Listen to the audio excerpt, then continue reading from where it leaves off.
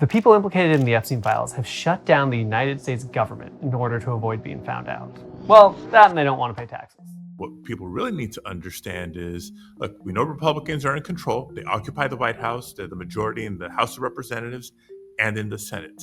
What they seem to be doing is preferring a shutdown over talking to Democrats and working with Democrats. There are two congressional investigations going on that are a stone's throw away from revealing who funded and who financially benefited from Jeffrey Epstein's international sex trafficking operation. Congressional investigators are compiling a type of evidence that's irrefutable: bank statements. Epstein wasn't trafficking underage girls and vulnerable Eastern European women just for kicks. He was making bank off exploitation. He was spending a lot of money to procure his victims and fund his sex compounds in New York, New Mexico, and the Virgin Islands. And rich and powerful individuals were paying him massive amounts of money to be a part of it. That kind of money can't just be passed around. It has to be documented. And more importantly, taxed. Investigators believe Epstein used accounting as his money laundering business. He falsely claimed that he was a whiz at tax loopholes, and a lot of rich people have his name all over their bank statements and tax filings. It's since been discovered that he was being overpaid by tens of millions of dollars, amounts that raised suspicions with Epstein's banks, but they didn't report it for years because they were making money off the interest. But they did report them eventually, and the US Treasury now has suspicious activity reports from financial institutions, transaction history between Epstein and any co-conspirators, and tax filings that confirm how much money was moving around and what it was claimed to have been used for. Together, these documents provide a black and white paper trail that could be used to prove those who were in Epstein's sex trafficking world are guilty of money laundering and tax evasion. The multi-billion-dollar financial web spun by Epstein has taken years to untangle. It has already resulted in over $1 billion worth of civil lawsuit payouts from billionaires and banks to Epstein's victims, local governments in New York and the Virgin Islands, and shareholders of Deutsche Bank, one of Epstein's preferred financial institutions. But that was all civil. For criminal charges, prosecutors need the evidence held by the Treasury, which coincidentally revoked congressional investigators' access after Trump returned to the White House. Oregon Senator Ron Wyden, who began the Senate Finance Committee's investigation into Epstein back in 2022, has been hounding Treasury Secretary Scott Bessent to restore access all year.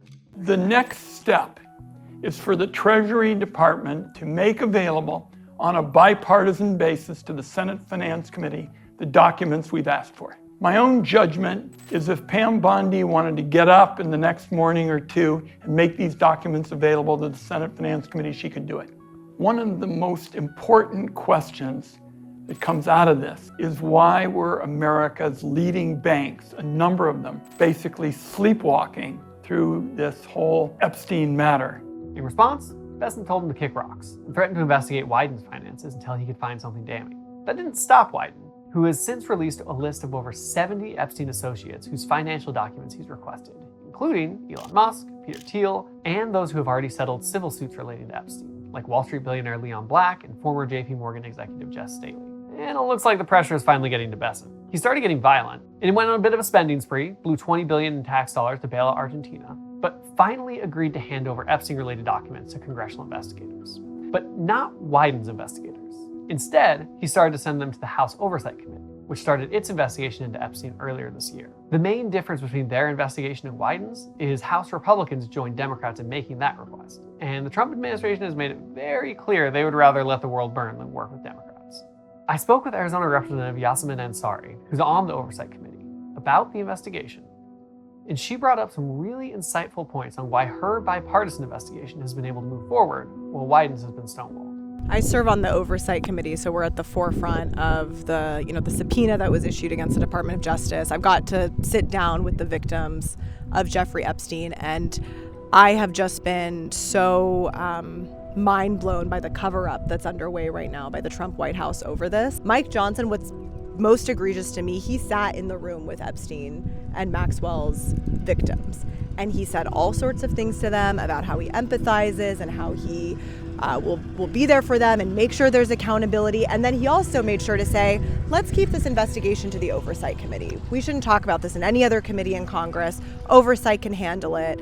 And the Department of Justice has been completely complicit, and they've been slow rolling the release of information. So we're not going to back down on that because I think you very rightly pointed out that that is also a matter of wanting to protect rich and powerful men who likely have appointments at the highest levels of our government. House Speaker Mike Johnson is trying to use the Oversight Committee's investigation as a controlled opposition of sorts, allowing it to continue as a way to appear supportive while hiding it in a corner and hoping it goes away, suffocating the pursuit of justice under layers of bureaucracy.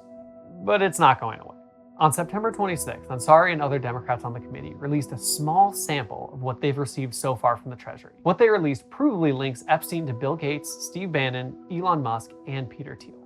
The revelation confirms what the Senate has been pursuing and puts those involved with Epstein one step closer to criminal prosecution. The same day the Treasury delivered those documents, Johnson canceled every vote on the calendar, shut down the House of Representatives, and told Republicans to leave Washington, D.C. In 5 days after Democrats released 6 heavily redacted pages from the Treasury, Republicans shut down the entire government. Leaving the Capitol while negotiating a federal budget days before the current budget expires is unheard of. Even when it seems inevitable, like the last time government shut down during Trump's first term in 2018, members of Congress were scrambling to keep it open, debating and negotiating all throughout the night. This time around, members who are here told me Republicans were under strict orders to skip town. Mike Johnson canceled votes so that they wouldn't be here to have a conversation. He sent them home and then have allowed them not only to go back to their districts around the country, but some of them are on trips around the world. House Republicans are nowhere to be seen. They're out on vacation, and we are fighting to protect healthcare. When the federal budget runs out and the government shuts down, it hits every agency. We usually hear about the front-facing ones. National parks are closed, school lunch money runs out at the end of the month, flights get delayed. But a shutdown also impacts the Treasury, whose accountability website now looks like this. It's very unlikely they'll be delivering more Epstein documents anytime soon, meaning the billionaires being implicated can sleep soundly, while millions of people lose their jobs, lose their health care, and kids go hungry. The shutdown in its entirety is a result of a government that caters to the country's wealthiest 1%. Trump's original budget that was passed earlier this year adds $2.5 trillion to the national deficit over the next decade. Also, Trump could give himself a tax cut and to subsidize the other 1%ers' lavish lifestyles. They'll all be saving over $110 billion a year. But taking on all that debt didn't quite foot the bill. So Republicans got rid of some healthcare laws too. Scrapping those laws will kick millions of people off their health insurance. And since they'll still need medical care from time to time, insurance companies are raising everyone's rates to offset the projected costs hospitals are going to have to provide from giving uninsured care. Democrats were left out of the budget process when it was originally passed, and they were left out of the bill to extend the budget this time around too. They only had one major ask, one request for a compromise from this group of lawmakers that nearly 80 million people elected to represent them, to keep those healthcare laws, with a price tag that amounts to 0.5% of the $7 trillion budget. But that would mean billionaires would only save $100 billion a year in taxes, and Republicans' current economic theory centers on giving rich people as much money as they can possibly hoard. So to protect this tax cut, the Speaker of the House sent everyone home and shut the government down. Republicans chose billionaires over everyday people. They chose to extend tax credits for the ultra wealthy in this country. That's not the only billionaire-friendly reason everyone was sent home so abruptly. Another member of the House Oversight Committee, Kentucky Republican Thomas Macy, has been working on releasing the Department of Justice's Epstein Files through something called a discharge petition. Long story short, Trump ordered the people who run the Senate and the House to not allow any votes on anything related to Epstein. His administration has been very against releasing any information relating to the investigation into his old friend's sex trafficking operation. They even go so far as to essentially exonerate Epstein, closing the investigation without pressing charges against his estate, and claiming that while Epstein trafficked over 1,000 victims, he had no clients. Members of Congress have introduced bills to force the full release of the DOJ's Epstein files. But due to Trump's decree, those bills were barred from the floor. And that's where Macy comes in. A discharge petition is a way for members of the House to get around the Speaker and force a vote on a bill. But in order for a discharge petition to be valid, it needs a signature from 218 House members. Macy's petition has 217, 213 Democrats and 4 Republicans. The other 215 Republicans in the House have refused to sign on, choosing instead to keep the contents of the Epstein files hidden from the public. There is one Democrat who hasn't signed, but not because she doesn't want to. Adelita Grijalva was elected to fill a vacant House seat on September 23rd. And came to D.C. shortly after to be sworn in and to sign Macy's discharge petition. But instead of swearing her in, Republicans began the session with a Pledge of Allegiance and then immediately adjourned. Pursuant to Clause 13 of Rule 1, the House stands adjourned. Grijalva was there, ready to go, and you can hear Democrats in the room asking to be recognized so she can be sworn in. But as you can see, they were ignored. blocking Grijalva from taking the seat she was elected to fill, and stalling the release of the Epstein Files for at least another week. Once again, delivering a major win to the rich and powerful could be harmed by its contents. The reason this is all happening is no secret. Speaker Johnson closing the House and denying Grijalva her seat in order to protect wealthy elites from accountability and preserve their tax cuts is accepted as fact of life by his colleagues. I have no doubt that the delay for Adelita Grijalva swearing in is related. So much of what's happened is related. I mean, we know that Speaker Mike Johnson shut down Congress a week early before we already had a 4-week recess in August. He, even right now, I mean, why are Republicans not here?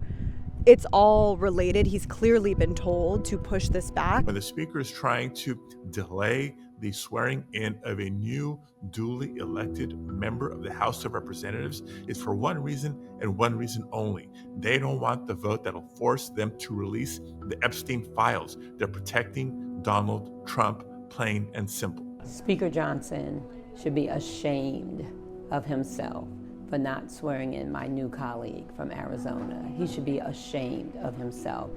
And I believe, as many of us believe, that they didn't swear her in because they don't want the 218th vote for the Epstein Files to open. They are not slick.